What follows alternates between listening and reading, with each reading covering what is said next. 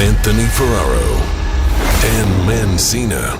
Two blind guys collide to bring you Four Bad Eyes Podcast. Time slate 3, 2, 1. Today's episode is brought to you by Clusive. Clusive.io. Yo. It's an online learning platform designed by the visually impaired and blind to create learning to connect giant, huge companies with lots of money, lots of moolahs with the visually impaired and blind.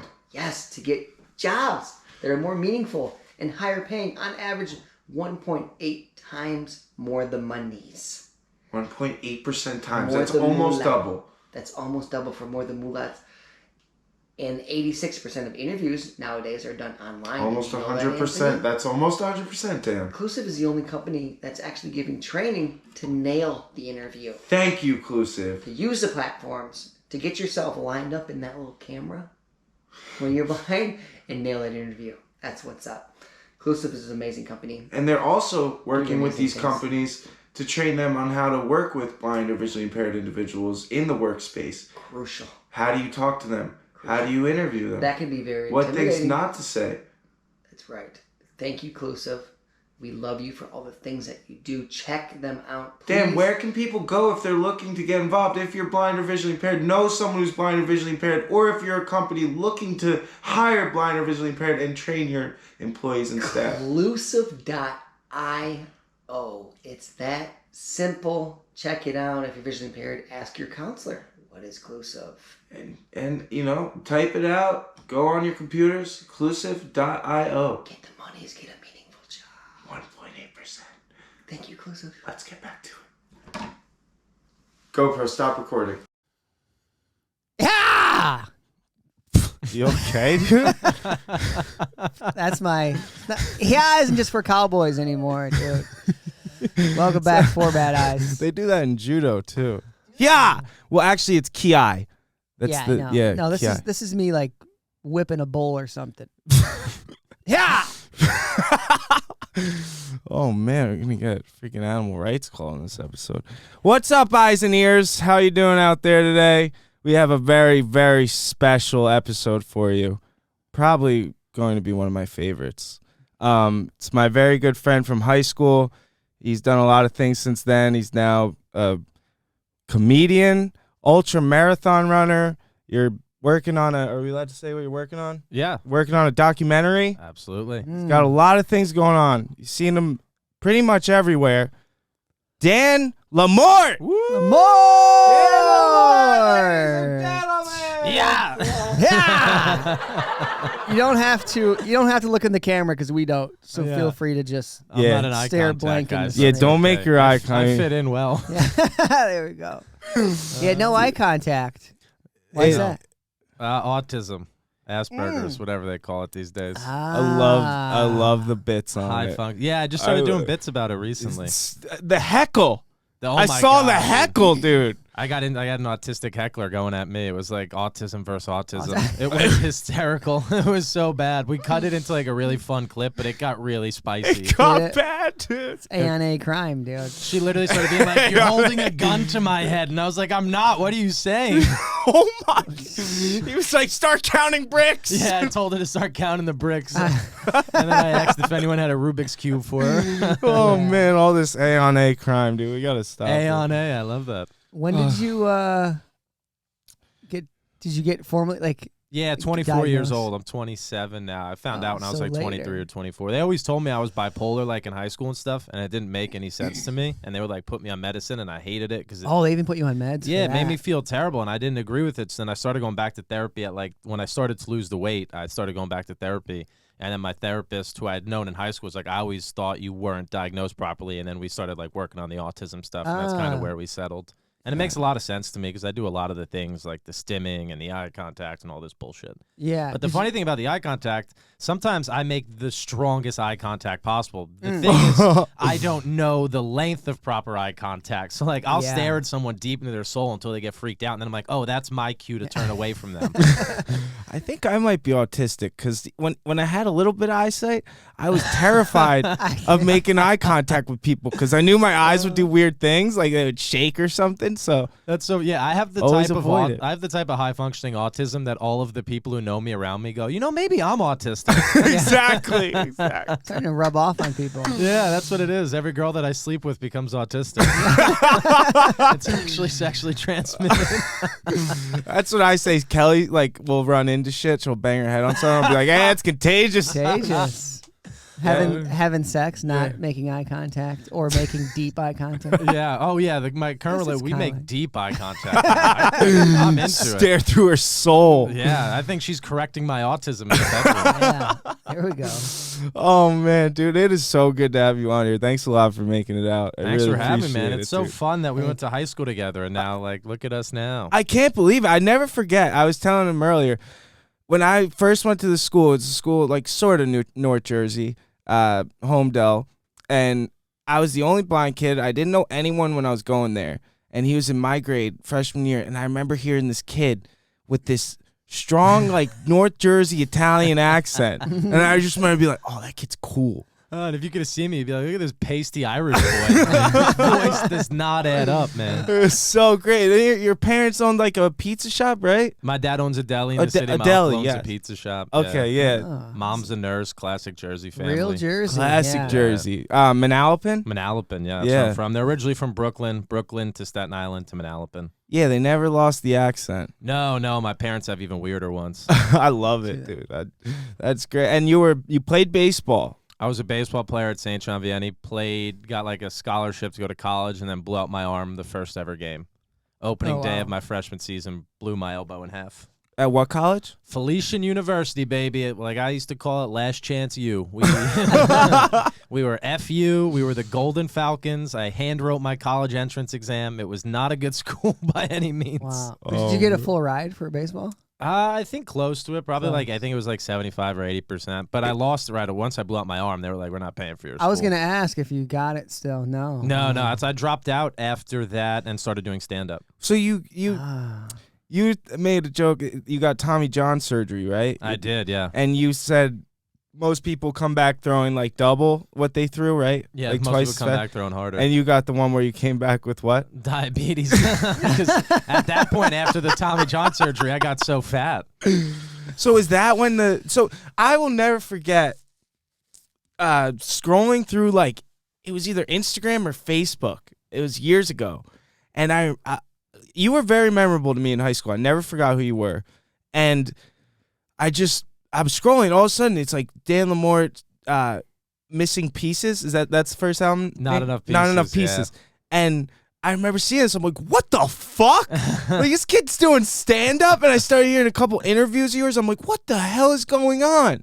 So that was very drastic to me. How did that come about? It was funny. It always made sense to me because, one of the things, obviously in high school I didn't know I was autistic, but one of the surefire traits of it is you don't make very close friends.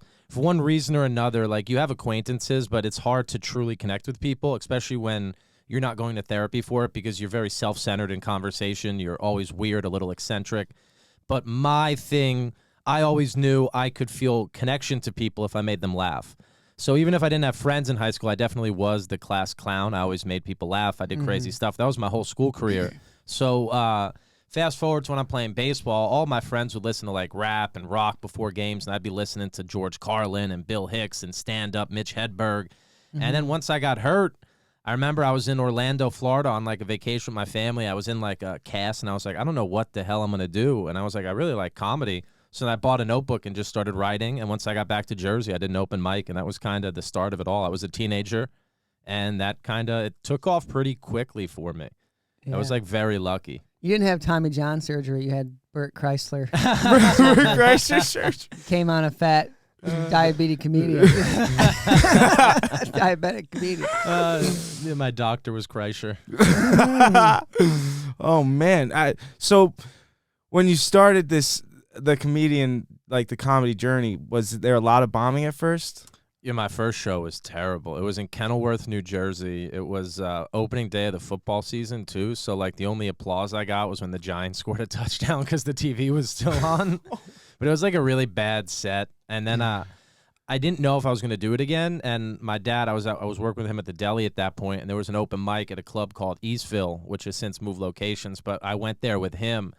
And I just had, like, it was an open mic, which is tough to do well at, and I had a pretty good set. One of the comics who actually went on to host my album recording, my buddy Vince Chang, he came up to my dad after the show, and he was like, listen, if your son really wants to do this, and at that point I was in community college, he's like, if he really wants to drop out of college, you should fully support him in this, because, like, I see something in him that I don't necessarily see in a lot of people coming to their early mics. And, like, that was enough to give me and my dad the confidence that I could do this. So then basically right away, instead of doing mics, I did something called barking, where you have to stand in front of a venue and try to get 5 people into the venue. And if you get them in, you're given 5 minutes of stage time. Wow. I heard about that in New York. It's a New York thing. I've Right? seen those people doing that when I was a kid. They always tried getting you into the comedy shows. Terrible. I hated it so much, but that was like a surefire. I would do that at night, and then during the days, I was selling tickets in Times Square for New York comedy clubs. So I would go to the Staten Island ferry from Jersey, park my car, take the ferry in. I would do the barking. I would do the selling the tickets. Then I'd go bark. I got 1 spot for selling tickets. Then I'd get 2 for barking. And then I'd go to my dad's deli because he had a storage room on the 8th floor of the building, and I would sleep on top of a washing and drying machine. Go to a gym in the morning, shower, and then do it all over again the next day. And it was funny because, like, all these comics, when I started to get success, were like, this dude came out of nowhere. He didn't do open mics. And I was like, yeah, but I was sleeping on a washing machine. Like, I had my own struggle. I would turn the dryer on in the middle of the night on accident and just, like, shake off. It was like hell in my own right, you know? And that was kind of the entrance into comedy for me. Comedy is funny like that. It's like a, I don't even know, like a business or something like that, in the sense of, like, there's, like, the hierarchy, there's a ladder you have to climb, you know? Yeah, it's like there is no written rules, but there is it's like, this is something you have to eat shit for a few years. If not, like, they say you get good at 10 years in, and I'm 8 years in now, and I'm starting to realize that there's a lot of truth to that. Yeah. Like, this is my 8th year, and this is the year I feel like most confident on stage. Like, it is a lot of years of just, and there's no written rules. So you just have to keep fucking up on your own, keep making mistakes, and just learn the hard way. Like, you learn through failure. Yeah. Which is my favorite way to learn, it's honestly. the only way. Yeah. I'm doing motivational speaking 10 years now, I realized, and I'm finally feeling comfortable on stage in front of people. Like, that's why I think about stand-up comedy.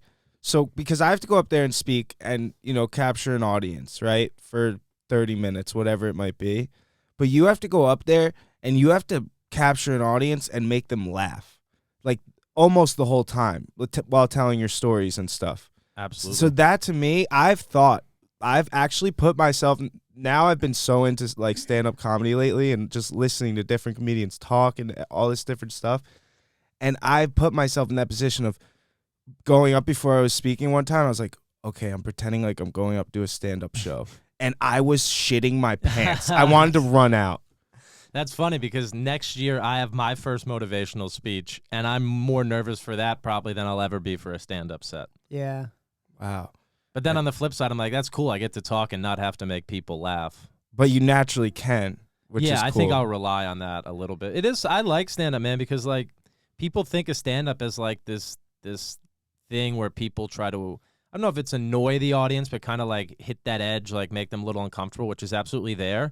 But it's also, like, a deeply empathetic thing where, like, to really connect with the crowd, you have to very quickly put yourself in all of their shoes and, like, look out to them and be like, how could I connect with this entire room of people? Because that moment, same as motivational speaking, only exists then. Exactly. That room of people is never going to be together again at any point of life. So you have to somehow bring them together.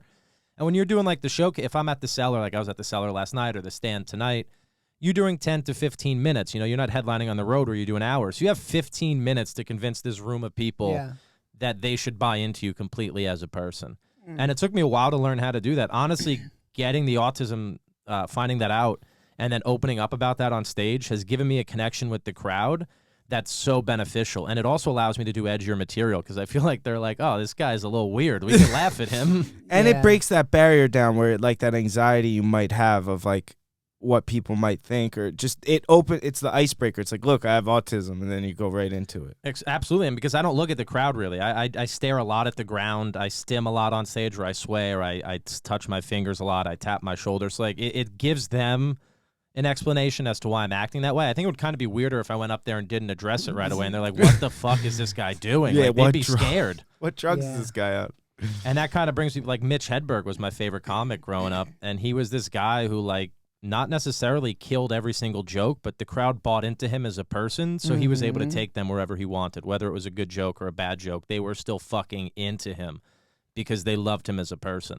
Yeah, he was, in my eyes, he was like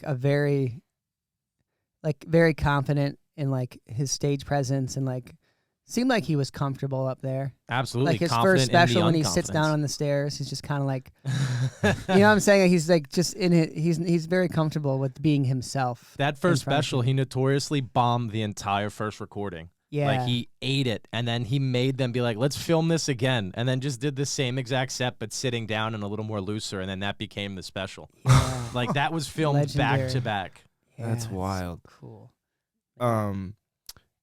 Your comedy stuff started going really fast, and like you were doing a lot pretty quickly.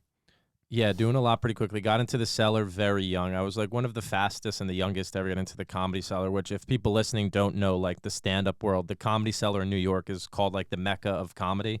It's the hardest club to get into, an even harder club to stay in. And that's like where everything is. That's where comedy was born, kind of like as far as like modern comedy. Tough Crowd on Comedy Central was a TV show that came from the cellar that was like Greg Giraldo, Patrice O'Neill, Louis, when he had the show Louis, was filmed at the cellar quite a bit. So like I got in there very young, which was both a positive and a negative because I was absolutely not ready for it. I was like 2 years into stand-up. I wasn't able to hold my own with those people. But luckily for life, like I got into the cellar. Within a year and a half, I was out of the cellar. In that time, my weight had really skyrocketed because obviously I was a college athlete. At that point, I was like 190, 200 pounds. By the time I get out of the cellar 2 years later, or whatever it is, actually probably 2 years I got in, a year and a half in the cellar. So 3.5 years later, I'm 355 pounds. Damn. So now I'm out of the Comedy Cellar. I'm 355 pounds, and I have this chance to look in the mirror and be like, fuck, man, like, say comedy doesn't work. I put all my eggs in that basket. Now I'm just left with this body that I'm not happy with and this mentality I'm not happy with. So it gave me this chance to really buckle down and be like, let's lose the weight. Let's find something. Let's find happiness outside of comedy. And then that's kind of how the whole weight loss thing started, which really reignited my career to a point where like I'm so confident and comfortable on stage now, all because of that. I was worried for so many years losing weight would hurt my comedy because you're told fat is funny. Yeah. But in reality, funny is funny. And it's like at that point, dude, 355 pounds, you might not be able to do comedy in a few years, like No, year or two. definitely wouldn't You know, be able you, to sit you here might not be do a alive. podcast with you guys Yeah. in this room. Yeah, exactly. Yeah, we dude. need a fourth. You Yeah, need you a got- fourth. Need the That's seatbelt amazing. extension. So I had a seatbelt extension That- before. that was the moment where That you, was a big moment for me, yeah. And then I was also in a couple car accidents, and the doctor told me I had a fatty liver. And then I was a heavy drinker as well. In and the like- liver, my whole body's fat. yeah, so, like a true alcoholic, I asked the doctor, I was like, how confident are you that this is from drinking or my weight? And he was like, well, you're very heavy, so it might be your weight. So instead of getting sober, I just lost 190 Did pounds because it seemed easier. Oh, you went 190. Wow. Yeah, So what are you at 190. now? Now I'm actually, it's probably more closer to 170 at this point. Like I got Yeah. down to 160. Now I'm probably like 174. Yeah. It's a Because great I'm a little weight. more comfortable that's in the great. And you're 170s. tall, so that's like a normal, healthy weight. Yeah, it's good. I mean, I still eat like a bag of shit, but that's why I run so far. Well, you Yeah. can eat you need the calories because you don't just run a mile. No. Let's talk about that. What got you into the Ultra marathon. ultra marathons? How the hell does someone get into that? It's funny. It was actually, I was down in Spring Lake, New Jersey, running on the boardwalk, and I'd gotten into running to lose the weight. Like, I guess the long story would be, when you step away from comedy, it really could hurt your career. So I did this thing where I would pop up in LA and I would do some shows, tell people in LA I was living in New York. I'd pop into New York, do some shows, tell people in New York I was living in LA. So I gave this assumption that I was working on each coast when in reality I was just in New Jersey losing weight, trying to get healthier. But I would still pop up and do a show here and there. To stay relevant. To stay relevant. And when I was on one of those trips in LA, my buddy asked me to go hike. And everything in me would have said no because I was heavy. But I was like, you know what? I'll go get some joints, I'll smoke, and I'll go hiking with him. So I did that, and I fell in love with it. I felt like this connection to nature. So then I started working out stoned in the gym in LA at the apartment I was renting. And I had such a fun time getting stoned and working out that I just brought it back to New Jersey and then started running stoned. And somewhere along the line, people were like, you got to listen to this David Goggins guy. You got to listen to David Goggins. And I'm such a stubborn dude that I need to discover shit on my own. So I didn't listen to him right away. And then I'm coming to do a run down the boardwalk at like 6 in the morning. In Spring Lake? In Spring Lake, Let's yeah. go. And I'm like, you know what? Let me put on this Goggins guy and see what he's about on the drive over. And he does that. I'm not sure the exact number. I think he calls it the 40% rule. That like when you're at your wit's end, you've actually only used like 40% of your energy. Right. And I was like, that's an interesting concept. So like at that point, I'd never run more than 4 or 5 miles. And I'm down on the boardwalk running. I used to carry a water bottle with me, and I dropped it, and it rolled onto the beach and kind of rolled away. And I was like, I guess I could just end the run right now. And then that thing kicked into my head, and I was like, well, let's see how far I could go. So then I ran 8 miles down the end of the boardwalk, which meant I had to run another 8 back.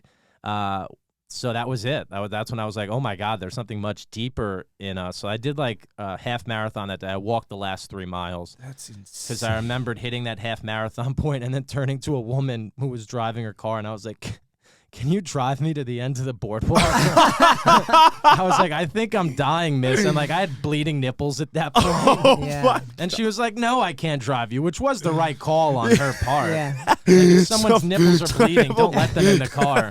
That's a weird serial killer. Wait, so you went from 4 to a half 4 to a half. Just 4 like, miles to to 16. 13.1 well, is half. all because of that guy's interview, Goggins.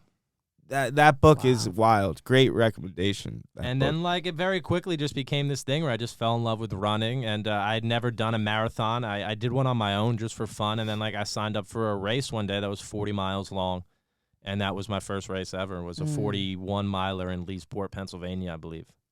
How was that? Hell. It was hell, because I didn't know how to properly run a race, so I, like, jumped out with the lead pack at the beginning, and then my calves blew up by, like, mile 8. How do you properly train for an ultra marathon? You decide like what distance like you want to hit each week, and then you build up to it. Like there's a proper way to progress. Like you just don't go from 0 to 70-mile weeks. You really should up it about 3 to 5 miles a week. You want to say like 10%? Yeah, 10% they say. So it usually is like closer to 1 to 3 miles a week you add. And I've done that recently to better prepare. But like that is kind of, and then like you fuck around with your nutrition. You learn when you're on your training runs and you go on long runs, you take in different things. It's about running the course that you're going to run. So like if I'm running a tough trail race, I'll train on a tough trail. Hartshorn Woods Park is a park down at the Navasink in Red Bank, and it's a gnarly trail. So like that's where I do the majority of my training, because if I throw down on that trail, I know whatever comes up in the race is going to be something I'm used to. Ready. Yeah, because you practice exactly how you compete. Absolutely. That's like a big part. And that also goes in, like I said, like the nutrition. Like you need whatever nutrition you're going to use in your race, you have to use in your training. Because if you decide to throw something new into race day, you might end up having to shit your brains out, which is not fun in the middle of the woods. I've had to do it. It sucks. Yeah. Oh, man. What's the biggest you were while running? Like in the beginning? I lost, I'd say, 50 pounds off of diet and weightlifting. So I probably started running around 290, 295, maybe that's 300. still That's a big weight. To be Yeah, running. like I was only able to do like a half mile. It really sucked. You But started then half, okay. it just like started to become this thing where I tried to beat myself every day. Where like if I did a half mile yesterday, let's try, 3/4. 3/4. Let's try a mile, and then just slowly bettering every single day. I did a really similar thing. The biggest I was like, I think 238. Oh no shit. Are you serious? Yeah, that's the most I saw on a scale. I didn't know But then I did diet, and then I gained it all back again. Same thing, just like drinking, eating, whatever, like drinking every night, all that stuff. And then I did running too, that I got into for weight loss. And I started the same thing, a half mile. Then there was like a 5K I wanted to do. And I did that the first time. But the most I got to, I did it wrong though, because I ran every day. When I got up to 5 miles, I would do at least 5 miles every day, and then a long run in the week too. And I frayed my Achilles tendon. Yeah. So it was just like, fuck. So now I quit running after that. But the most I got was like, I did like a half marathon by myself twice, I think. Let it be That known, was I'm it. constantly injured. Yeah, it is. Running no is one like- should take running I was advice from me. gonna My ask. knee is currently blown to pieces. I was gonna Yeah. ask, what do you do for recovery and do you stretch? Because I I suck pray. for stretch. I pray. Oh man. I stretch a lot. I do love stretching. My chiropractor I've been going to since he's actually near SJV, our high school. Mhm. I've been going to him since I was 14 years old. So he doesn't just work on the back with me. I can go. My knee literally got blown out my last race, so I've been going to him twice this week to work on my knee.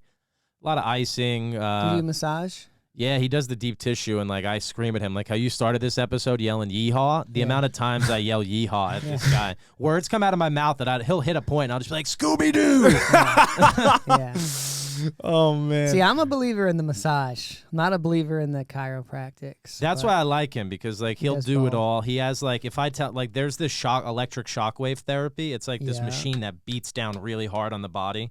I started telling him about that because I had to go to this other chiropractor to do it because he didn't have it, and it cost a lot of money. And I told him about it, and then he just went out and bought the machine. Oh no. That's Like, awesome. He's There you just go. such a cool dude that like he's down to really help me with my recovery. He'll work with you for your what you need. Like he's not just gonna be like, you need to adjust this and this. You're like, dude, this is killing me.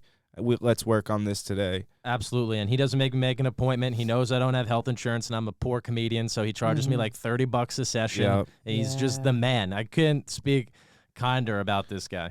That's some. So you have to eat during your race too. Yeah, yeah. People often joke that ultra running is like a food eating competition with running in between. Real quick, I need to say something for listeners.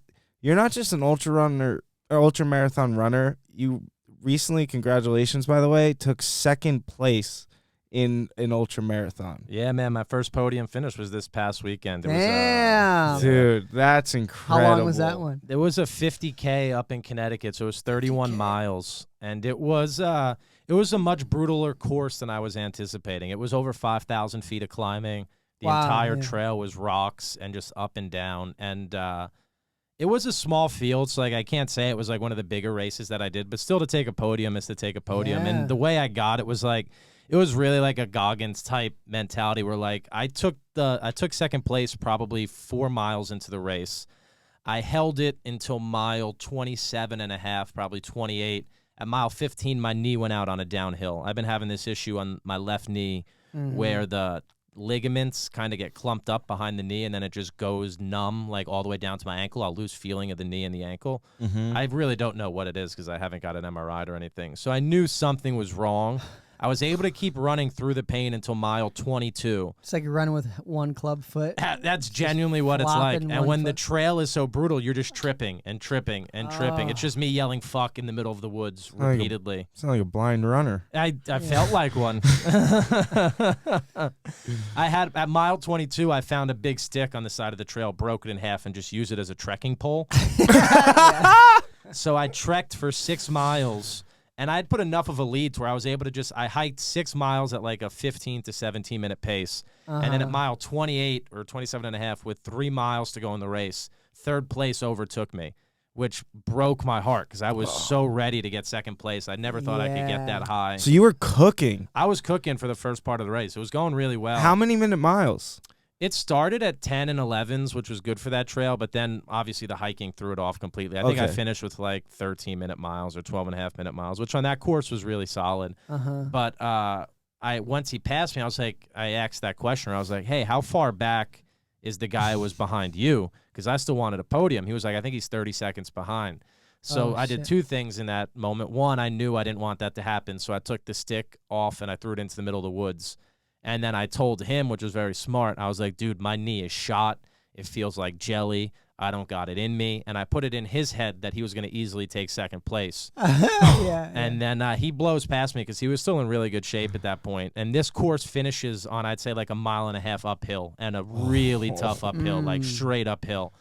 So I catch him at the bottom of the uphill with 1 mile to go. And he looks at me like, what the fuck? He's like, I thought your knee was shot. I'm like, it is, dude. And then he looked at me and he was just like, I don't have it in me, man. He's like, if you want it, take it. And that's, No way. that's all I needed to hear. I just blew past him on the uphill, and I beat him by a minute. I finished in like Wow. 6:46. He finished in 6:47. That is incredible. I literally had second, was on my own for hours, and then lost it and took it back, which felt so cool. Yeah. That is. I got a dope story. $35 gift certificate to a running store in Connecticut, which is, Oh my God, that's what they give you. which is not valid to use online. Oh my. Oh What my. is first place? $50? Probably 50. First place was a beast, man. First place finished an hour before me. Holy Wow. shit. Yeah. He had just come off running the Moab 240 though, which was Oh, a the- 240. that's the desert one? Yeah, 240 miles of Wow. the desert. 240 miles? Yeah. Yeah. And even me and him passed each other at a point, and we just looked at each other, and he was like, dude, this course is so much tougher than I was expecting. Because it was, like, the description of the race, they lied to you. They tell you it's a mostly runnable course. It's not by any means, because it's private trails, too, which means they're not well manicured. Like, you could actually see on my legs right here, I got thorn bush scars like crazy. I got eaten up. I, like, got bruises. I fell probably 6-7 times. Oh, you're actually going down, huh? Actually going down, yeah. Yeah. Especially when I had the wooden stick. I was going down more with it. I don't think it was helping. That's Yeah. insane. Yeah. Wow, dude, that is. Out there like Moses, dude. It's funny. Yeah, and it was a heavily bear-infested woods, too, so it gave you that incentive to want to move a little bit. Oh, that is crazy. I don't know what I'd do if I saw a bear. I'd probably wish I was fat again. What do you do after that race? I You took just- a can of ginger ale, fell to the ground, and drank it. And Ginger ale is your drink of choice. after the race, it settles the stomach. Shockingly, Oh. I don't. Some it? ultra runners drink soda during the race. I don't. I drink a mix called Tailwind, which is like electrolytes and calories. This was the first race. I did the Soda. whole race on Tailwind and Sour Patch Kids. That was it. Sour Patch. Sour Kids. Patch Kids helped me so much in the race. No, I Sugar. believe that because gummy bears are recommended in like a judo tournament. If you have multiple matches that day, if you need like a little pick me up, you do like a couple gummy bears. Yeah, because I think they got some sodium in there too, which is. And I take salt pills. Salt Sounds like pills a are pretty drug. important. Pills, yeah. Hey man, take some of these gummy bears. I thought you meant the salt pill sound like a drug. They do. It looks like Coke in a pill. Yeah. I'm just Yeah. going off to the side of the trail, putting it on a rock, and blowing a line of salt, rubbing it on my gums. Do you so do you have to wear a backpack then, right? To carry I everything? was the only one in this race who didn't. I did this whole race with a handheld bottle, Wow. which I feel like I move quicker with the bottle. And they have aid stations along the way, so you just pull into the aid station. I'm lucky, man. Like, all these runners were out there by themselves. Some of them had like people supporting them at the start and finish, but my family is way into ultra running, and my girlfriend is like such a supportive girlfriend that her and my dad were out there at every single aid station. They had bottles of Tailwind mixed for me. So I'd come to the aid station, wow. they'd hand me my other bottle, swap out. The new thing had salt pills and some Sour Patch in it. I'd say hello to them, quick hello, take the bottle, and just go back out. And, like, they saved my ass that day because I didn't need to stop at any of the aid stations. They were ready for me every time. So, And, like, it's so helpful having a crew like that because a crew stands for cranky runner, endless waiting. Because that's really what it ends up being because they're waiting around for, we got there an hour before the race started. We left a half hour after. That's a 9-hour day for them in the middle of the woods, no No. cell phone reception. Races suck to be there if you're not running. Absolutely. Ultras are kind of cool because there's a cool little mentality around it. Like, Yeah. you could feel the energy out there where, like, there's this group of people deciding to suffer together. And it's in the air, man. The staff is happy. The EMS people are happy. The aid station people are happy. It's literally... It's energy that I've never felt before in my life until I found ultra running. It's such an interesting group of people all around. I've always been curious about these aid stations, especially in the long runs. Is it What the HIV? how much do you how much do you stop at this? Like, how long? Is it literally just swapping a bottle? Like, hey, I'm doing all right, I'm good, and you're moving? When I'm trying to compete, yes. So, like, I used to really enjoy taking the time. Like, sometimes I would even sit down, have a conversation with my parents, call a friend Okay. or something if I was in, like, the suck of it. But now that I'm in a place where I, like, really do want to compete, it's literally you come to the aid station, you wave hello, give your girl a kiss, take the new bottle, and move on. And you're on. Okay. And you're Oh, out. Sounds like you're autistic. No eye contact. Yeah, because I mean, you can take your time. If I've never done an 100-miler. That is what's up next. I was supposed to Yeah. do one in November. I'm gonna push it back. 100? Yeah. What's the most you've done? 55. 55. 55. Yeah, I was gonna do this 100 in West Virginia in November, but the knee is not gonna be ready. And like ultra running, you should be smart. I'm not gonna have Yeah. proper training with my knee currently to Yeah. run a race in November. And luckily, New Jersey just got credited with their first legitimate 100-miler. It's called the New Jersey Devil 100-miler. It's on the Batona Jersey Trail. Devil. We had a whole episode about Is Through it the in the Pine Pine Barrens? Barrens? Yep, Is that in the Pine Barrens? 100 miles through the Pine Barrens. Dude, you better look out. It's got a face of a horse and a head of a dog. As long as it doesn't Whatever have the cock of a fuck horse. Yeah. We said it's got big balls, I think. Yes, I'm excited. I'm going to do that in April. And what better thing than to do your first 100-miler in your home state? Yeah, you that's know? cool. That's sick, dude. April? April, yeah. Let me know when that is. I'd love to experience that. It's going to be fun. Like, I got a bunch of ultra running buddies doing it. It's just a better, and like, I don't have to drive back from West Virginia after running 100 miles, which sounds nice. The drive after a race is the worst drive you can imagine. You're probably so wow. uncomfortable. Whether you're the one driving or the one just being a passenger, you're in pure hell because your body still feels like it's running. All your flexor muscles are probably in that seat, dude. The toe cramps are wild. It's like really intense pain, but I love pain, so it's kind of a lot of like pain is I think pain's the most fascinating thing in life. It is. And like relationships with pain. The only thing I can relate to an ultra marathon is that I've done a 24-hour lock-in twice, where you have to. It was at my wrestling club in high school, and you had to stay there for 24 hours, and at the top of every hour was a different workout, and it could take anywhere from 10 to like 30 minutes, and it was crazy because by 2 a.m, your mind is just shut off, and your body's just doing things you never thought you could do. You're like in silly mode. Yeah. Like you see things that aren't there. I've seen bears in races that aren't there. Yeah, You just see a start rock in the hallucinating? distance. You're like, Yeah. what the fuck is that?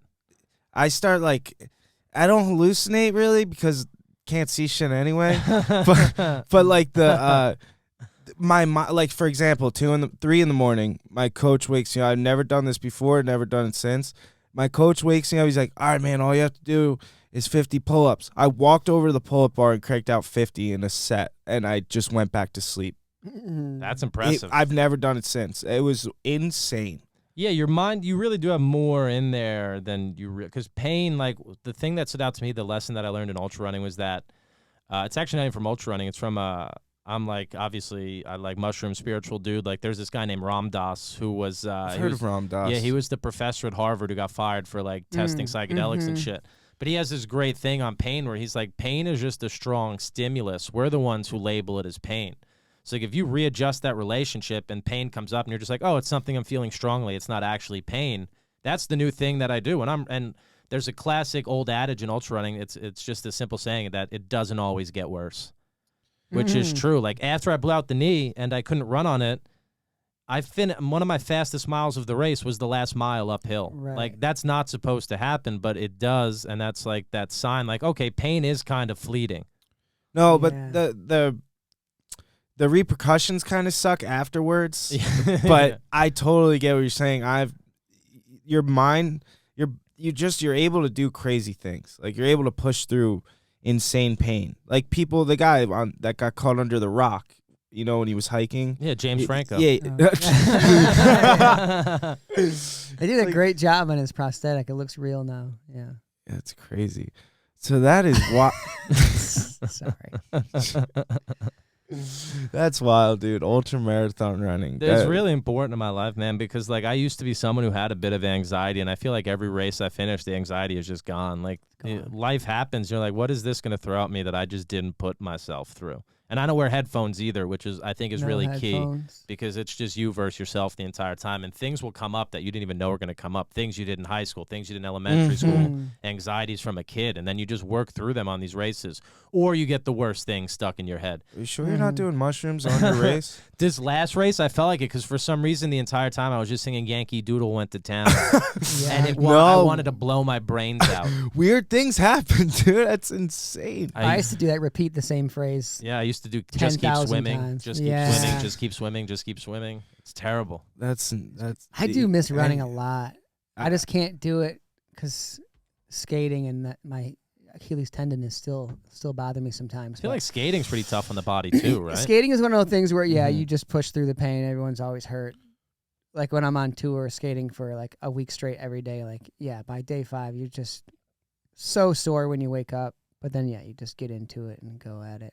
It's probably similar to ultra running where like you just eat the injuries, and you're like, I love doing this, so I'm going to keep Just doing it. figure out a way. Yeah, you skate a little different or do whatever. Like Goggins has said, he's like, some people like really complain about plantar fasciitis. He's like, and then he's like, I know at least like 20 ultra runners who run races with plantar fasciitis. It's like, that's just you pain can is do part it. of the process. You can do it. You're definitely most likely going to pay for it 20, 30 years down the road, but. Yeah, I've we'll redo accepted this that. episode when we're old men. Yeah, I know. My No, back is already. I totally so agree though that screwed. you have to go into the fire to learn shit about yourself. Like you have to put yourself through some shit. A lot. Like with working out and stuff, you can really learn a lot. Yeah, Absolutely. I mean, it makes you look at other people really different too. Like, in a good and bad way. yeah, Like, there are some times where like I'll see someone not putting in the work that I think they could work, and in my head I'll judge them for it, when in reality I've been there. I've been that person. Right, yeah. So many people told me I had to change when I was fat, and I didn't until the day I wanted to. I haven't, And we're I also- haven't had that realization. I look at them like it'll be like a slightly older person who's like, I can't ride my bike. You know, I'm gonna be sore. I won't be able to do anything. It's like, dude, there's people your age who are running ultras. You know what I mean? Like you have to get in that mindset. Yeah, And I it literally- makes me yeah. angry. I literally had that the other day. I was training at Hartshorn before this race. I'm running on the trails, and I run past this guy, and I don't know why it bothered me, but when I ran past him, he just said out loud, "Man, to be young again." Yeah, And I looked at him, and he couldn't have been older than 50. And like, there are 80-year-olds who run Badwater, which is an 135-mile race through Death Valley, where the temperatures are like 115 degrees. And it's just like, no. If to just be mentally strong again, dude. You do exactly. That's all the difference is. You That could is be it. doing what I'm doing right now. I'm running a 12-minute mile through the woods. It's not impossible. You're just deciding that you can't do it, and now for the rest of your life you won't, which is sad. Yeah, it makes me. Yeah, I see people who like will like fall like in the winter, and like hurt their wrist, and it's like we took one fall. Like I fall every day I skate, and it's just like, yeah, dude, you got to make that. Like you said, got to have that switch. Like you just don't want to do it. Well, it's like That's all it is, the flipping of the switch. Yeah. it's like the older people say, this generation's so soft. You know what I mean? But like people are different. We're also psychopaths. Like we've been through that, you know, doing the same thing over and over, expecting a different fucking result. Just being like seriously the definition of insanity. Like we do that. Yeah. There's people that will just quit on a dime, and it's really, you're right, it's sad. Yeah, It no, is a let me tell peak. you, I've quit an ultra before. I've raced 5 ultra marathons. I DNF'd one of them. There's this You did. You Yeah. stopped. One of the hardest races you could imagine exists in New Jersey. We have one mountain here called Mount Tammany. It's a 40-mile race. It's called the Mount Tammany 10. You have to do 10 loops of the mountain in 10 hours. It comes out to roughly 40 miles and about 15,000 feet of climbing, and the entire thing is rock. It's rock straight up. It's rock straight down. There's no runnable portion of the trail. I was pacing well. I wasn't going to win. My buddy Justin Lewandowski is one of the best ultra runners right now. He won the race. He lapped people. It was crazy. I was doing really well. On the 4th loop down the mountain, it was raining, so I took a slip on a rock and fell backwards. I didn't hit the rock. I saved the fall, but in the fall going backwards, I pulled out my back pretty badly. And the race is so hard going up a mountain. Like, literally, when I tell you, it's straight up a mountain. There are some parts you have to scramble. It was so easy to convince myself that it would be easier to quit. So I got back to the aid station. My parents were there, and I dropped. I dropped Yeah. after 4 loops, and here's the difference between myself before, like what I would have done, and what happened in this situation. So, like, I realized the mistake immediately, because after I dropped, I went over to them. I said I was leaving the race. I took 2 Tylenol. I changed out of my wet clothes because it was raining. I put on warm clothes, took 2 Tylenol, ate some potatoes. By the time I sat down in the car, I realized I could have kept going. Yeah. I hate that feeling. So then what did I do? One, I sat in the anger of it. I was pissed at myself. But Yeah. before we were even 10 minutes away from driving away from that race, I had registered for a 41-miler the next weekend, which I ran and did very well in and completed pretty easily. So, like, before I even got home, I was signed up for a race 6 days later, I believe it was. I remember seeing that post, actually, now that you say it. Yeah, Yeah. because I just was so angry with myself that I was like, I know I could have put more into this. So then I just had to there was no way I could have sat in the loss for more than a week. I really was just like, Right. let me get it done. Well, it wasn't even as hard of a race. It was something called the Backyard Ultra, which is awesome. Like you run a 4.1 mile loop every hour on the hour. It's just all flat. Oh, that's cool. Yeah, this one was like, it was a little bit of trail, but relatively flat. But like the cool thing is, like if you finish in 40 minutes, you got 20 minutes to rest. So you can't start without everyone else. And it just keeps going. People drop and then it just goes. That one was like a timed one, so it only went for like 41 miles. But there's one called Big's Backyard Ultra, which I'd love to do one day, that never ends. It just goes until the last person standing. Oh, really? Oh, my God. Yeah, last 2 years ago or last year, the guy Harvey Lewis won it. He's one of the best ultra runners. He ran something like 350-ish miles. Wow. Yeah, and he's like in his 50s. Like he's an older dude. How long does that take? That was like I think they were going on like past day 3 at that point or something. So he's taking naps in between? You can. Some people come right in, take like a 10-minute nap, and then go back out. Oh I always thought that's how they should do that show Alone, where they drop people off in the wilderness. And they shouldn't tell. Well, I guess, no, wait. Do you know when people drop out in that race? No. You don't know? You just keep going until you stop? Oh, sorry. In his race? Yeah. Oh. The one you were just talking about? Well, yeah. I mean, I guess they don't tell you if someone drops, but I guess you could just look around you because everyone starts at the same time. Yeah. So, like, you'll just see, like, oh, man, Joe's not here for this loop or something. Okay. I was thinking they do the show Alone where you don't know if everyone else drops out. That'll be pretty and cool. you just go start as at long different as you points. can. Yeah. You go as long as you can, and you just think, I don't know if everyone dropped out. No one comes to get you, right, and tell you won. No. You just drop out, and then you find out. The most fucked up thing about Big's Backyard Ultra is that if you don't come in first place, you get a DNF, which is a do not finish. So that red mark goes on your calendar. Yeah. This is your president, Donald Trump. Whoa! We need to edit that. Didn't know you were a I'm not. It's a Trumper there. It's a What is that? It's an inside joke with I me thought it and was my a new cousin. segment. Hold on. Is that Donald himself, dude? This week Answer on that. Anthony's Conservative Corner. Yo, I'm doing a podcast. Call you back. You had Donald Trump as your ringtone, Wait, dude. what time is it? I gotta go home, dude. I gotta What go time home. is it? So, I don't know. That's hilarious. timer says Yeah, to go back 14:09. I don't to know what 209. All right, cool. go back to comedy because I do there's wanna a lot switch of back to comedy. parallels in the skate world, in comedy in the sense of like And the fighting world. fighting too.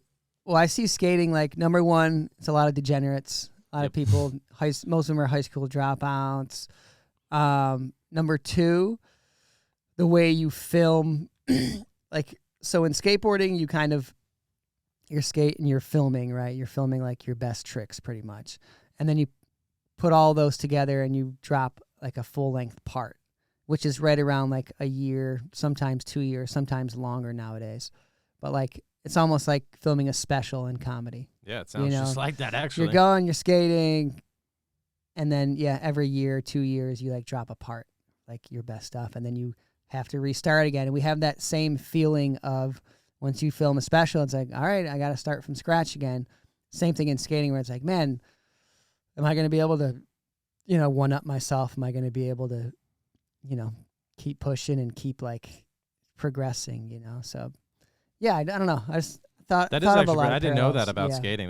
That does seem like a parallel. I would say the one thing that we have on you guys in that, which is like the older you get, maybe the worse your body becomes. Yeah, Whereas it's the true. older we get, you just get a different perspective on life. Like, oh, Yeah. here, like I've never done a special per se. I mean, I have 2 albums out there. The second one was recorded as a special. We've actually never even released the footage. Maybe one day I'll do it. Like, I don't really like the albums by any means, but They have millions of streams. on Pandora, yeah, they've been streamed a million times. Like every now and Nice. then, someone will come up to me and be like, "Dude, Not Enough Pieces was great." Truthfully, I've never listened to Not Enough Pieces. I didn't even edit that album myself. Me and my buddy would listen to it in my basement on the Alexa.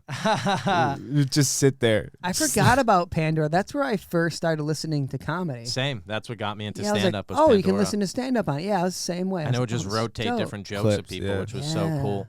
But like the cool thing about that is like, so even though I hate that album, Not Enough Pieces, I recorded that when I was 20 years old. So like when the time comes that I feel like I can listen to it and I'm like a 40-year-old comic, I have a trace back to my mind at 19 and 20 years old that I'd be like, wow, that's crazy that's what I sounded like. My cadence was different. Yeah. I had different confidence on stage. But I was always able to write a joke. That was the one cool thing about me. I always Yes. knew how to structure a joke, Yeah, even if it good didn't sound structure. good. Yeah. I wanted to. I'm glad you brought up the cadence and you sound different. When you were 20, Were you still on the bipolar medication? Yes, I was. And you still didn't know anything about the autism, right? Nope. Do you look back and hear yourself? You sounded so different on stage. Absolutely. You were so drawn out, very like a lot slower, I think, and your voice was very different the way you used it. Absolutely. I couldn't agree more. And I was wondering if that was because of the bipolar medication. There is a part of me that thinks that because I always felt a little bit not in touch with myself and a little bit like disconnected because I was on these meds that, if I look back on it now, were legitimately doing nothing positive for me because I wasn't bipolar. You sounded so... How long were you on those for? Man, it started when I was 17 and probably until the car accident when I was 23. I decided to take myself almost off 10 everything. years. You sounded so disconnected from, like, you sounded monotone. Absolutely, yeah. And that's a bit of like one not knowing really how to perform, and like you just learn your voice eventually because I was good at writing jokes but I didn't know how to perform so much. But then also like that was how I was in life. Like I spoke slower. Because I didn't know you as that. Yeah. You know what I mean? It might have been the weight too. And my voice was fat. Your voice definitely was You heavier. had fatty vocal Yeah, you cords. did. I was gaining the weight of my vocal cords. But now, and I saw you. What was it, last year or like a couple months ago? yeah, at last year Red at Bank that Vogel at Theater. Count Basie. Yeah, and it was incredible. Like your cadence, you're capturing the crowd. Like I laughed so hard. It was amazing. Even that set is a shell of itself now. Like I remember that Count Basie set. That was very interesting. That was the first time I'd done like a theater near home. And like there was a good amount of people there, and it was like the biggest venue that I'd ever done as in terms of like I've done like a theater since then with performing for the Mets actually, which was really cool. But like that Vogel show, I look back on it, that was like coming out of the pandemic. I was not in the best place of my life personally. I was I was unhappy in a lot of ways. And now I look back at that set, and it's hard for me to even watch because like a lot of those jokes are still in my set because I haven't done a special or an album since the last one, so I'm still honing this hour. But it's so different now than what it was then. I'm doing the Vogel again in March, and I'm excited to kind of show people where it's gone from there to now. That's interesting. I see like fuck, what was I just gonna say? It's cool that it sounds like you're running and almost like getting your life in order has helped your comedy. I agree say completely, that's true? which Which is funny is- because Which people is the think comedy opposite. is I was gonna say like most people, you almost like your best art comes out of that chaotic part of your life, but it sounds like you're in a good place where like it's improving your comedy. Yeah, instead it's of so the weird because opposite. like That's comedy is good. misery. That's what people say. But in my head, I'm like, well, if I'm happy, I'm gonna produce happier stuff. Which Yeah. I can still write stuff that comes from like a dark place. It's just I'm writing it while I'm happy. That's So I'm what- like actually able to write this dark stuff because I do some edgier dark stuff on stage. Yeah. But I'm writing it from the perspective of someone who's really comfortable and happy in his life. So it's like it doesn't come off as bitter. I was gonna say you're performing it probably help. The actual performance of it is probably better to say it in a happy way instead of like if you're saying it in a shitty way and you're up there and you're looking and feeling like shit, then the crowd probably doesn't enjoy listening to it as much. I agree. And I will say I'm actually feeling way more disconnected. I was doing a lot of weight loss material.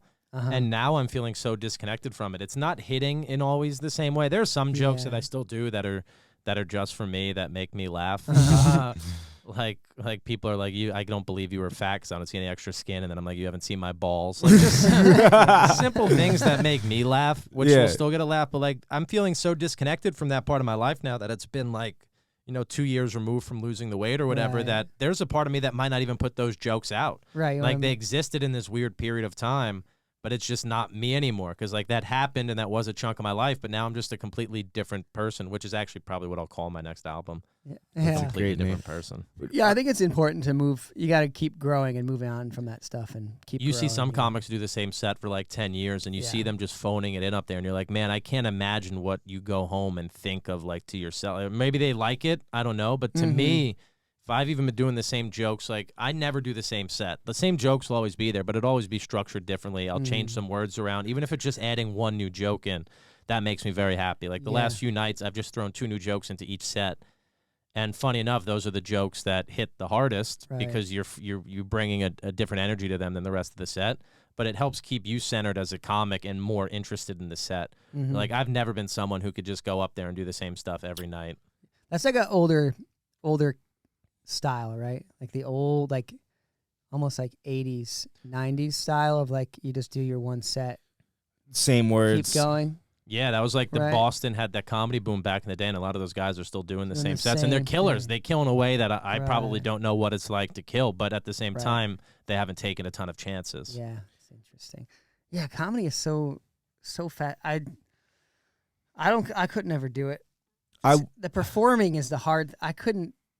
Yeah, it would be really hard to portray how I feel in words in front of people on a stage. It's very.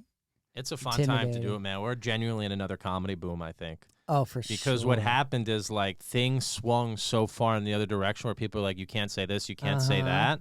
That audiences have now kind of decided like, no, we do want to hear this. We do want to hear that. And it's not just everyone was scared the young people were going to get offended. Whereas like school just got back into session in New York. So the NYU kids are back in town. And the ones who want to hear comedy are coming to shows and they're having a good time. They don't care if you're pushing the envelope because they're like, no, we don't want. Comedy isn't the safe stuff. I think Ari Shaffir says it that comedy is supposed to be dangerous. There should be repercussions. Right. And people go to a comedy show expecting people to push the envelope a little. You know, like it's like that who are hour or savvy whatever it is. do, It's yeah. like it's kind of like the rules of society, like everyday life. You know, things you have to like that are taboo to say and like normal. Like you can say them because it's comedy.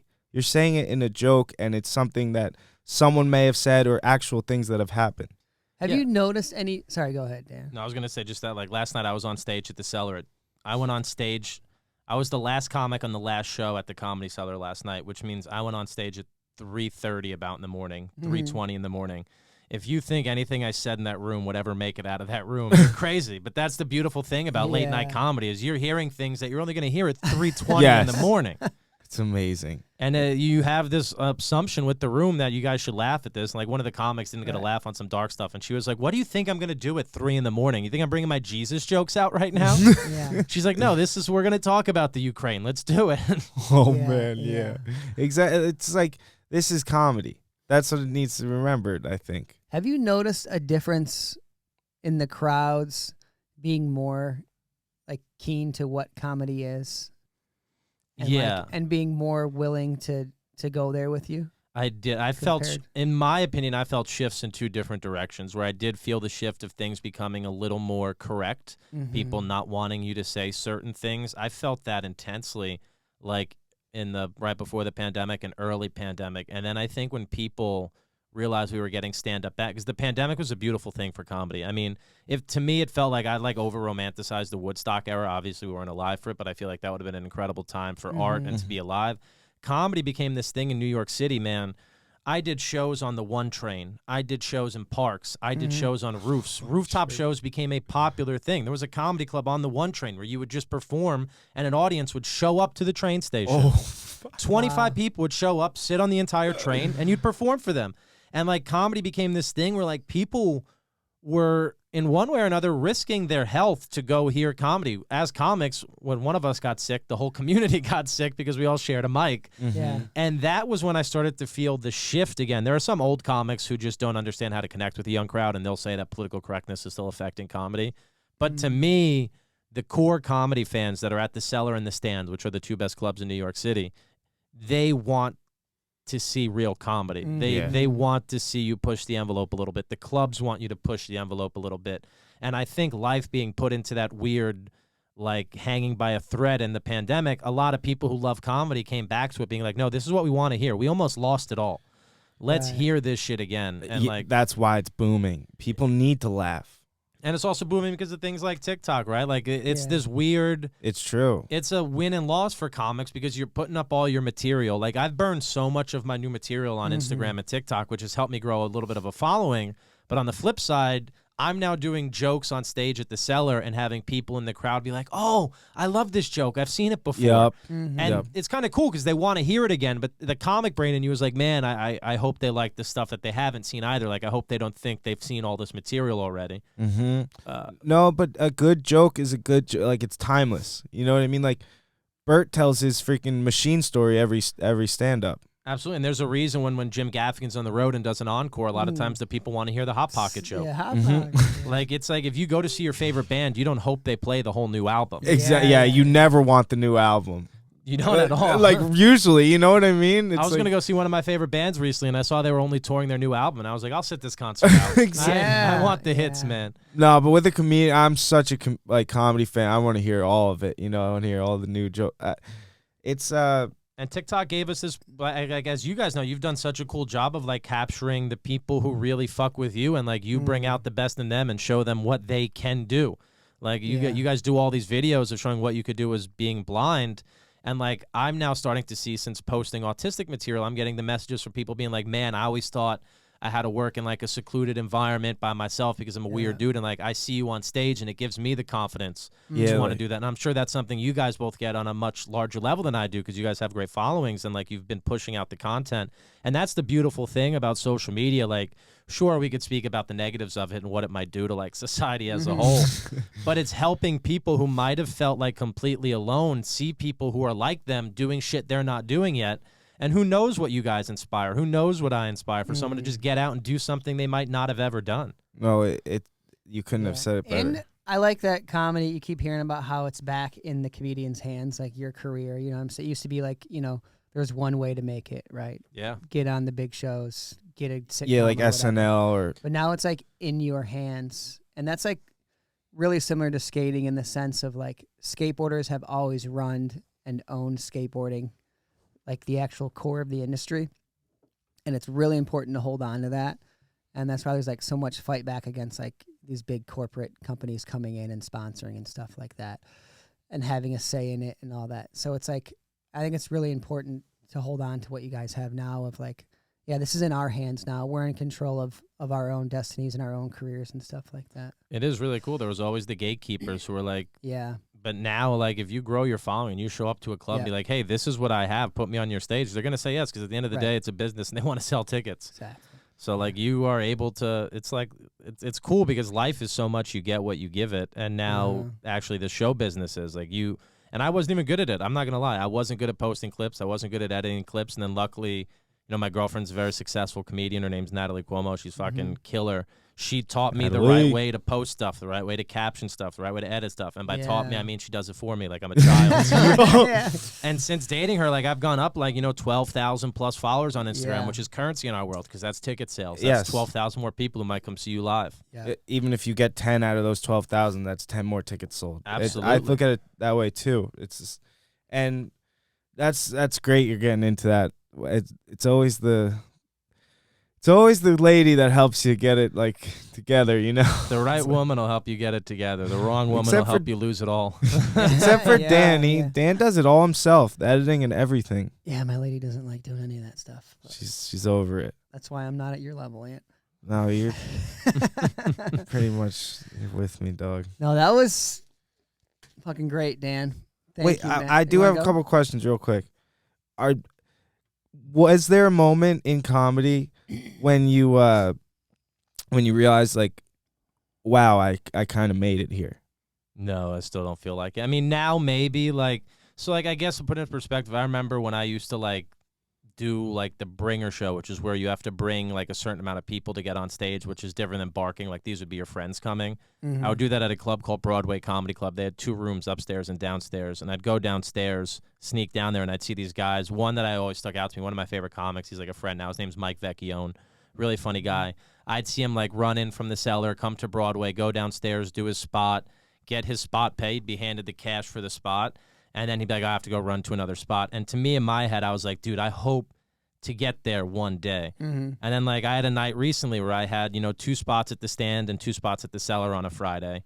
And I had that realization where I was like, even though I'm not content with where I am in my career, if I look back to when I was as a teenager, I'm doing exactly what I thought making it was. Yeah. Right. And that's cool. But I think part of being a comic is never being content with what you have. It's always sure. what's next. I Which, think that's just part of trying to be successful. Is you never feel like you've made it. There's still always room for progress. and you never buy into the hype. Like Dave Attell's the greatest stand-up comedian to ever live, in my opinion. And this guy will still, when he writes a new joke, he calls all of his friends and be like, have you done this? Do you have anything about this?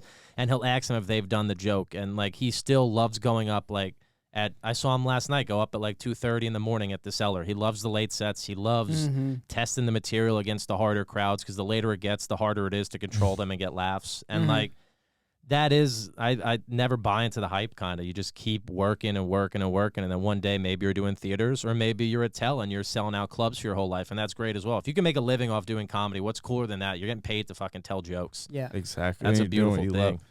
love. Are you constantly writing jokes, and have you ever sold a joke? That's interesting. I have sold jokes. I don't remember like which ones per se. Never to another comic. Usually if it's like a writing thing or an organization that needs a writer. And yeah, I write a lot. I mean, I don't sit down and write as much as I once did. I do have to do that now because we're in the process of working like a late night set for one of the TV shows. So like I have to really sit down and craft the set, which is a different art form. But the cool thing about the long distance running is I do a lot of my writing on my runs. I'll take a premise when I start my run that I really like, and then by the end of the run, I'll have a good idea of where I want to do it, and then I'll do the rest of the writing on stage, and then I'll bring it to my notepad. I have a notepad on my phone, I have a notebook, and then I have my laptop. So like, there's 3 different ways I write. Yeah. Do jokes when people sell jokes to other comedians, do they get credit for them or no? No. I it's mean, just Robin theirs. Williams famously like did buy a lot of his material, but you would Really? hear him do a joke and be like, I bought that from so-and-so. Like, it's just theirs. Like, How much would a joke like standardly go for? I remember one comic who I won't say her name. She's not necessarily famous by any means. She offered me, I think, like she wanted like a new 7 minutes, and she was like, "I'll give you $500." And I said no, because if I have material that's good enough for the stage, why would I give it to anyone else? Yes, that's very true. I'm sure I've never actually sold or written for another comic, so I don't know what the actual rate would be. But I feel like it's probably decent enough because nothing's more valuable than a good joke for a comic. Right. Have you been on stage with like after like or before? You said Dave Attell and stuff. What about like Rogan and like Bert and all those guys too? They're more in like LA, so I don't see them a lot. But there were nights when I was young at the Cellar. I haven't had a big follow yet, but like I've had to follow like Aziz and Chris Rock before when I was a younger comic. Chris Rock. And then I've had to follow Louis before, and like that when he was at his height before a little bit of the downfall. Do these guys kind of like not give you the time of day when you're around them? Like, is it kind of like this? You haven't made it in that level yet, so you're still like, all right, kid, type of thing. Do you feel that in comedy? Some of them are, it's hit or miss. There are some guys who are great dudes. Like I think one of the cool stories I could say is there's one of my favorite comics. His name's Gerard Carmichael. He probably wouldn't even remember this story. He has, I truly think, one of the best specials. It's called Rathaniel. It was an HBO special from last year where he comes out as gay in the special, and it's one of the most brilliant, thought-provoking, artistic specials I've ever seen in my life. It's so good. It's one of the ones you watch, and as a comic, you want to go home and write more. Wow. But there was a time he had his own TV show. He was getting big, and he drops into the Cellar. And you could do something called bumping a comic, where like someone beneath you, you'll bump them off the show and do your spot. So I was brand new at the Cellar, and they're like, all right, you're going to go up instead of Dan. And then he comes over to me, and he's like, hey, what's your name, man? And I was like, I'm Dan LaMorte. I just got in here. He's like, how long have you been doing stand-up? I told him, and I'm like, I literally just got in the club. And then he just looks at me, and he goes, you know what?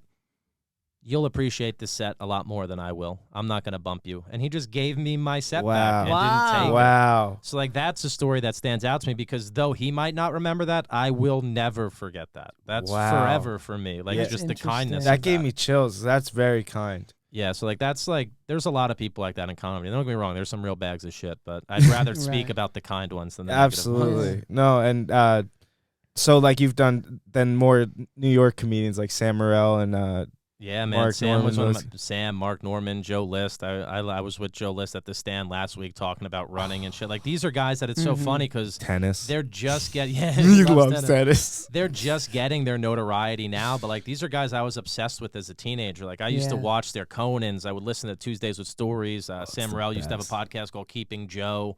Like I would listen to all this shit, and it's cool to see them blow up because not only is it cool to see people you respect get their due, but these are people that I saw in the exact stages that I'm in now.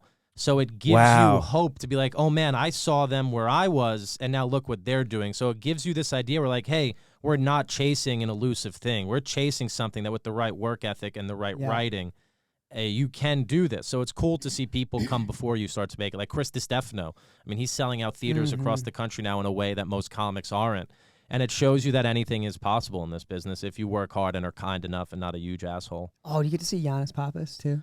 I see Giannis a lot when he's at the Stand. A lot of these guys come to the Stand a lot. The Stand is my home club. Like my manager owns the Stand. I love that club. That club gave me a home when I lost like coming out of the pandemic. They made me like one of their young regulars, and that's I have 2 shows there tonight. I'm there. Like they give me the most spots a month. Them in the Cellar. So like I get to work with all of these guys on like a nightly basis, and that's so cool because you do get to learn. Like the best way to learn is to watch. Yeah. I also thought it was fascinating. You said you can get dropped like from the cellar too. Yeah, like I stopped working there for 5 years. I didn't know you can get actually dropped. Like, nah, you're Like out. no one will come up to you and tell you you're out. You'll just never get another set. Oh yeah. They Yeah, I've just, heard they that. weed you out. Oh yeah, wow, that's like they weed you, and that's fair. I mean, there's a reason that club's the best club Right, in the country, right. and it's if not the world, because they don't want to put someone up on their stage who's not ready. they so see you're not working. she or takes you're me not- out of that club for 5 years. Those 5 years, I'm focused on wanting to get so good that she has to give me another chance. So Yeah. now that she brings me back into the club,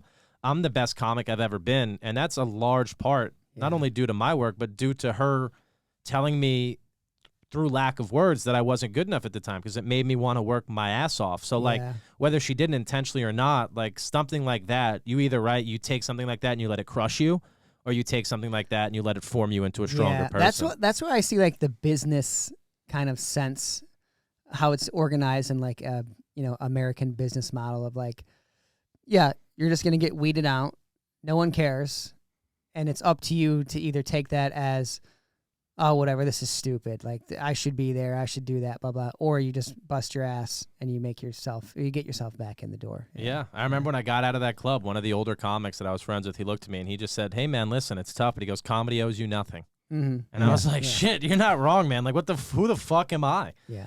And then you just put your head down and you keep working, and you have to love it. Like, I love stand-up. I'm a stand-up nerd. When I find comedy memorabilia on eBay, I buy it. I still have old CDs. I'm obsessed with the old guard of comedy. I love watching stand-up. So, like, to me, it's a privilege to do what I do. I'm so happy I found ultra running and weight loss and, like, a great partner. Like, I have so much happiness outside of comedy, which really helps me.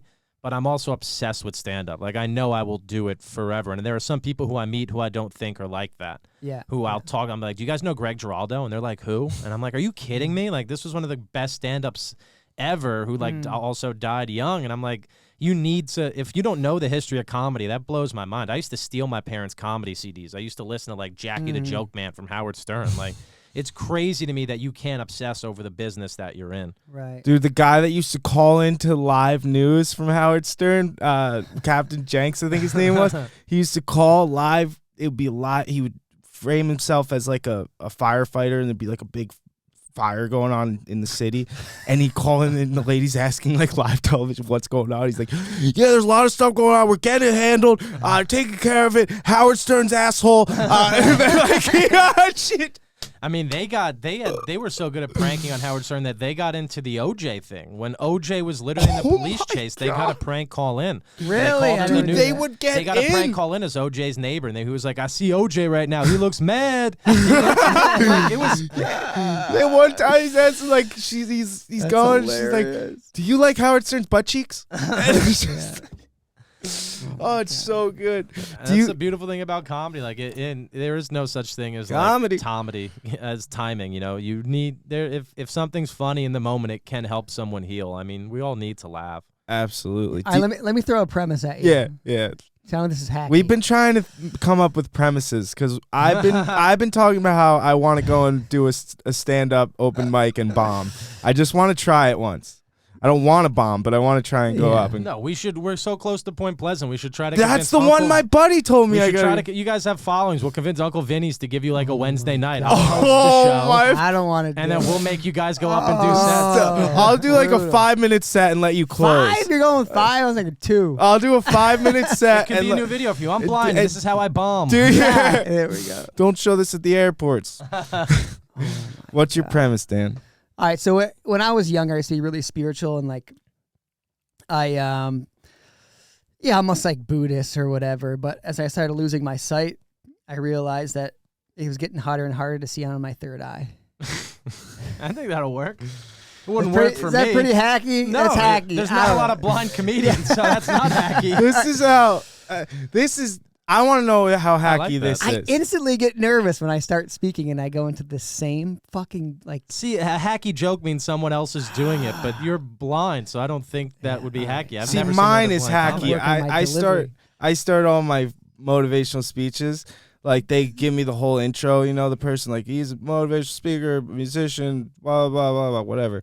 And then I get up, I get the mic, get the applause, And I'm like, oh, thank you so much for the beautiful intro. One thing they forgot to mention is I'm a professional Uber driver.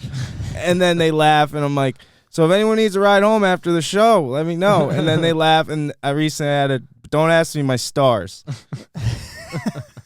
That was like when Mitch Hedberg got brought up for his album recording. Like, you might have seen him on Letterman. He goes, they bring me up on stage, so you might have seen me at Letterman. He goes, I think there was a better chance if they said, you might have seen this next comedian at the store. Yeah. The funniest thing about, I have seen one blind comedian, and the way... The English guy?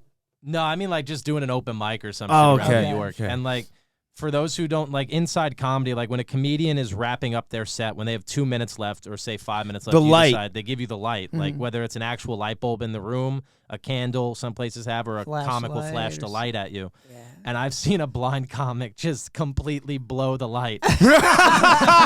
he was supposed to do like 10 minutes and he did 20, and no one had the heart to tell him. Oh my God. That's a bit right So they there. and maybe he even did like know he was going over, but he was like, fuck it, I'm going to take my time. Oh, my. Like, that would Was be he the good? No. Ah, yeah, so there's still a chance. He was like vaguely racist, and no one knew what to do about it because they were like, well, he's blind, so should we cut him some slack? But it's also like, how the hell does he even see color, you know? Yeah, it's fucking, you got to give him the cane tap. Dude, Yeah, that's what we yeah. do to get you off stage. You do You the little just fucking hit him with the Sorry. cane. Yeah, well, yeah, you can't clap. Yeah, you gotta do something. Just throw something at him. What, this, I need help with this premise. I've been bringing it up on here, and I can't get the answer for it. I need We help. finally have a real comedian. Yeah, we on finally here. have real creative help. Me and Dan are such comedy fans. All right, so the typical, like, one of my peeves is when people send me pictures with no description, right? Text. Yeah. And I'm like, I always got to ask, it's annoying because I always got to ask someone what the fuck the picture is. So, oh, puppies, oh, it's so cute. Oh, you got married. Oh, it's so fucking cute. The other day, Greg sent me a picture, and I had to show it to my wife. I was like, babe, what's this a picture of? And now I want to say dick pic, but it's too, we keep saying it's too expected. I feel like you're gonna see that coming. Yeah, the dick pic. Like, my wife's gonna be like, "Why are you exchanging dick pics?" Yeah, I could see that. So, I mean, so I I saw said, that like, coming that it was a dick what, pic. like Right. what, like a dead cat? What should I say? I don't know why he'd be sending you. That'd be more concerning. I know. Like, honey, what is this? It's a dead cat. What are you guys doing? I was saying it should be like your parents having sex or something. Like, your mom naked, or I don't know. Like it was your dad who sent it the wrong thing or something. No, Greg sent me a picture of my mom naked. That would be good. Yeah, now my comedy brain is going where I'm like, let's turn off the podcast and start writing. I know. Do you have a premise you could give us that you can work out? One you could throw out on here or no? It's not that big of a It's not a- podcast, yeah, so it's not- You're not gonna really. I'm burn trying to. Well, the one premise that I've been doing a lot that I really like. Well, my favorite new joke that I've been doing is because I have started doing jokes about autism a lot, and like there's a popcorn company called Popcorn for the People, and they only employ autistic people. So I'm like, their number one flavor is drool. And I'm just like, that's the first one that gets a big pop. That's And good. Good one. now I'm just working other angles for like autistic popcorn. My brain instantly goes to there's exactly 275 kernels. In Absolutely. That's what I also say. You're never gonna get less popcorn in that bag. You will always get the same amount. But you might occasionally find a Lego in there. Or like a matchstick. Drool is really good. That is, so that's good. spot on. The first night I did that was 2 nights ago at the Cellar, and a guy in the crowd just went, "Oh God!" And when I hear a reaction like that, I know it's gonna stay. That's one of my new favorite jokes. And another one is like, I love going down on women is one of my favorite. I love making my girlfriend come, but she's on antidepressants, so it's harder. And like now that I've made her come on antidepressants, every time I go down on her again, I'm like, take 2 pills or 3 pills this time. I want to beat level 3. And like that's another one. Me and her are having fun working because like I feel like I'm beating her depression each time she comes. Yeah. She's like, I only had to take a half this time. So like those are 2 of the premises lately that I wrote both those this week. And like the way my brain works now is like there are some things that I write that I know I desperately need to work on. And then there are some things that I write like those 2 jokes, which I could take to the stage right away. Because I have a lot of confidence. I know my voice and what'll get. My voice is so distinct in comedy right now that my last relationship before this one, this girl desperately wanted to do stand-up, and I helped her write her set. And one of my friends recently was like, dude, I saw you perform the other night. And I was like, really, where? And he was like, Lauren's set. Yeah. And then even my He current could tell it. girlfriend, He could yeah, see your That's style so in it. good. my current girlfriend saw her perform and listed all of the. Your style is so similar.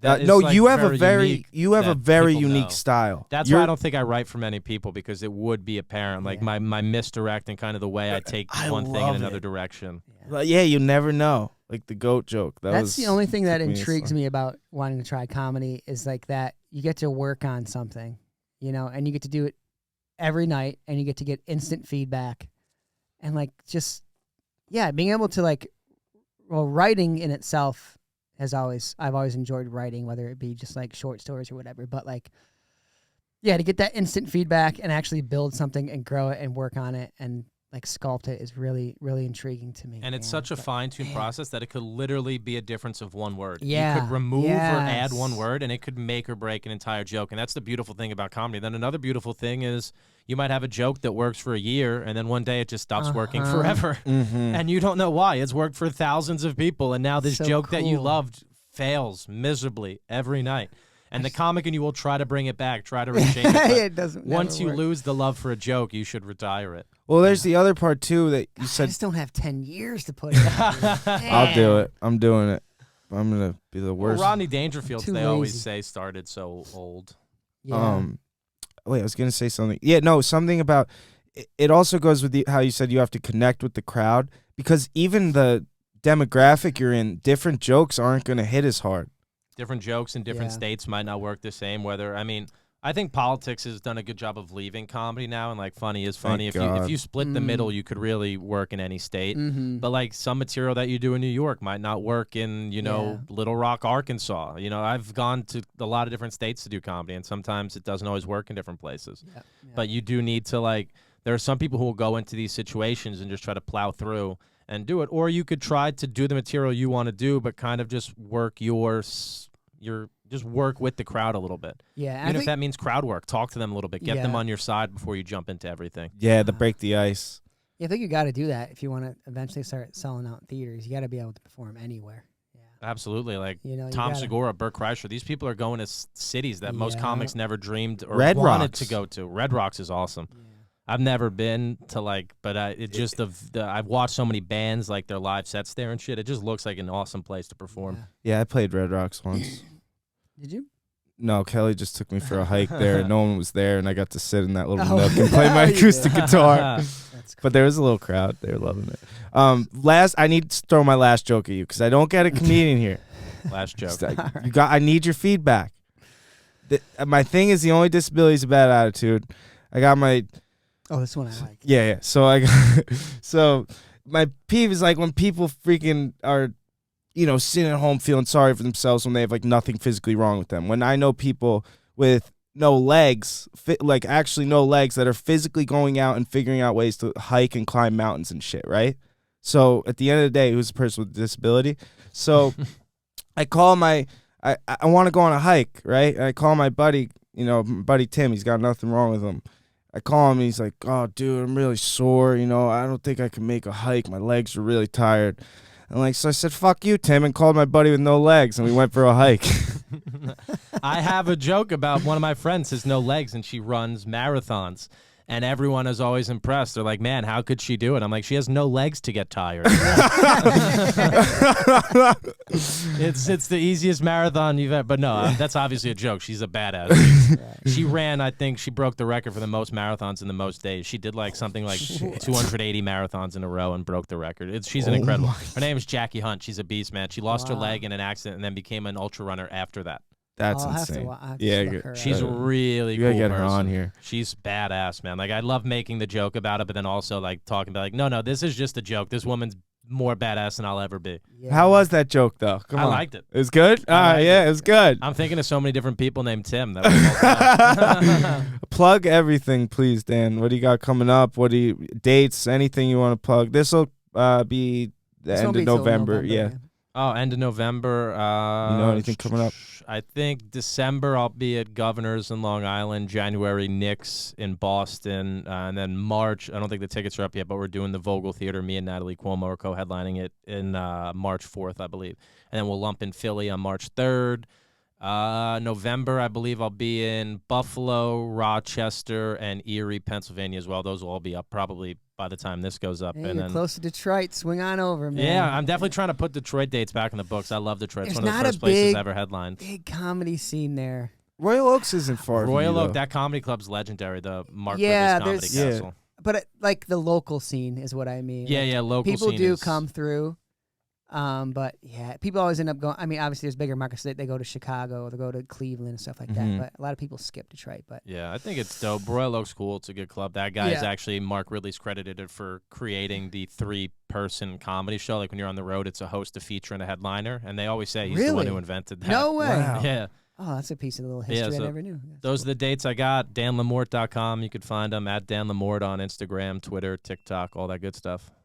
All your dates are on danlamorte.com, right? Yes, Too? sir. Your tour dates? DanLaMorte.com/tour. And you're on TikTok. Great. Stuff's going viral. Check them out. Are you on YouTube? Yeah, I don't put as much up there. Instagram, work on TikTok YouTube. are definitely the big ones for me. Twitter. YouTube, I'll put the shorts up every now and then. Some will go big. I'm like slowly starting to use it. Yeah. Any specials in the books?